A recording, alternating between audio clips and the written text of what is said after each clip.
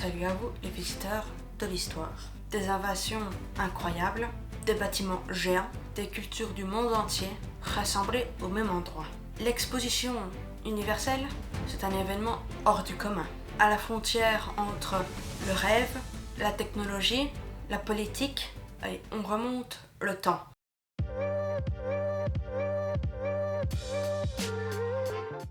Tout commence à Londres en 1851. L'Europe entre en plein dans l'ère industrielle. Et pour montrer sa puissance, l'Angleterre organise la première exposition universelle au Crystal Palace. Un immense bâtiment de verre monté en un temps record.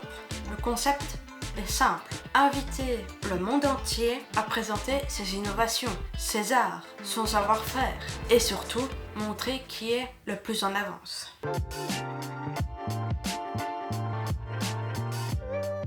Très vite, la France s'en mêle. Elle organise plusieurs expositions, notamment en 1889. Pour le centenaire de la Révolution française et de Paris. En 1900, une nouvelle expo a lieu à Paris, encore plus grande. On y voit les premiers escalators, des voitures électriques, des films projetés et même des trottoirs roulants.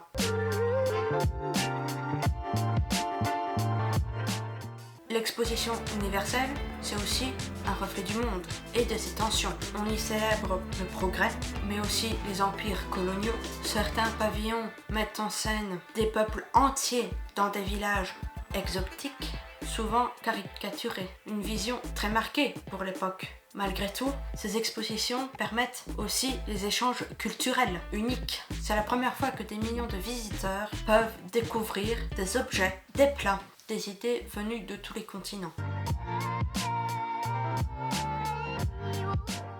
Aujourd'hui, l'esprit de l'exposition universelle continue. En 2021, elle a été reportée à cause du Covid. Dubaï a accueilli des dizaines de pays, chacun avec un pavillon ultra moderne. Et en 2025, ce sera au tour du Japon, à Osaka. L'objectif a changé. Il ne s'agit plus de montrer qu'on est fort, mais plutôt de réfléchir à l'avenir.